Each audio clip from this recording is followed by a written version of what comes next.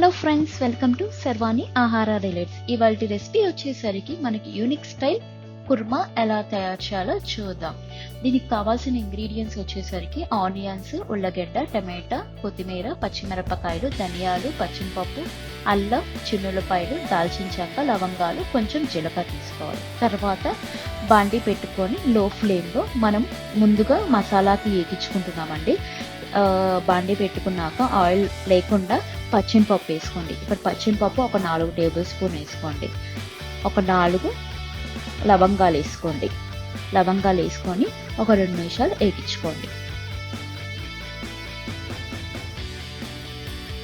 వేగించుకున్నాక ఇక్కడ మనం దాల్చిన చెక్క తీసుకుంటున్నామండి. ఈ దాల్చిన చెక్క ఒక 4 దాల్చిన చెక్క తీసుకొని చిన్నగా ఒక 2 నిమిషాలు వేగించుకోండి.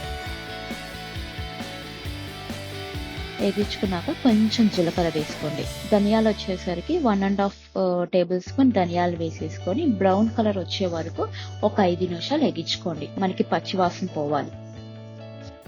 వేగించుకొని పక్కన పెట్టుకొని తర్వాత స్టవ్ మీద గిన్నె పెట్టుకొని ఒక 3 నుంచి 4 టేబుల్ స్పూన్ ఆయిల్ వేసుకోండి.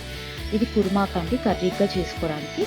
వేసుకున్నాక తాలింపు గింజలు ఉంటాయి కదా, ఆవాలు, జీలకర్ర, మినప్పప్పు వేసేసుకొని దీంట్లో కొంచెం పచ్చిమిరపప్పు వేసుకోండి. ఇందాక తీసుకున్న పచ్చిమిరపప్పు వచ్చేసరికి మనకి మసాలాకి ఇప్పుడు మనం తాలింపు వేసుకోవడానికి. వేసుకున్నాక కొంచెం కరివేపాకు వేసి 2 నిమిషాలు వేగించేది.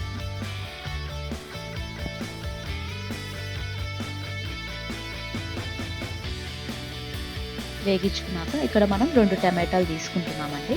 2 టమాటాలు ఒక పెద్ద సైజు 2 టమాటాలు కట్ చేసేసుకొని చిన్న పీసెస్గా వేసుకున్నాక తర్వాత ఒక 4 పెద్ద ఉల్లిపాయలు కట్ చేసుకోండి. కట్ చేసేసుకొని అవి కూడా వేసేసుకొని ఒక పెద్ద ఉల్లగడ్డ కట్ చేసేసుకొని ఆ ముక్కలు వేసేసుకొని ఒక 2 చిన్న పచ్చిమిరపకాయలు కూడా చిన్న పీసెస్గా కట్ చేసేసుకొని వేసేసుకోండి.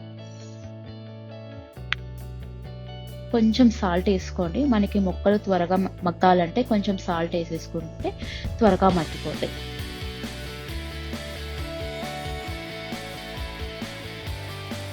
ఇందాక వేగించుకున్నాం కదా మనం గింజలు మసాలాకి, అవి మిక్సీలో వేసేసుకొని కొంచెం మెత్తగా మిక్సీ వేసేసుకున్నాక దాంట్లో చిన్న ముక్క అల్లం వేసేసుకొని ఒక 3 నుంచి 4 చిన్నులపాయలు వేసేసుకొని మెత్తగా మిక్సీ వేసేసుకోండి.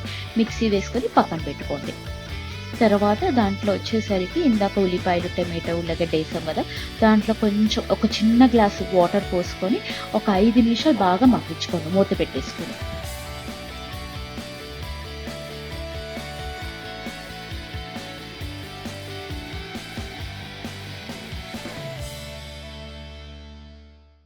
చూడండి, ముక్క తెలిసిద్ది, కొంచెం తింటే మనకి అర్థమైద్ది మగ్గిందో లేదో.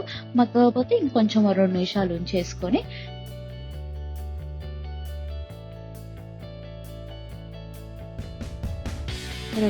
ఉంచుకొని అలా మూత పెట్టేసేయండి. మగ్గినాక ఇందాక మనం మిక్సీ వేసుకున్నాం కదా, ఆ పొడి దాంట్లో వేసేసుకొని ఒక 2 నిమిషాలు కలపెట్టుకోండి. కొన్ని వాటర్ పోసుకోండి. మీకు వాటర్ పోసుకుంటే మరీ గట్టిగా లేకుండా ఉంటుంది. వాటర్ పోసేసుకొని ఒక 2 నిమిషాలు కలుపుకోండి. ఇందాక లైట్గా సాల్ట్ వేసుకున్నాం కాబట్టి ఇప్పుడు ఒక టేస్ట్ చూడండి. మీకు సరిపోకపోతే ఇంకొంచెం సాల్ట్ వేసేసుకొని కలిపేసుకోండి.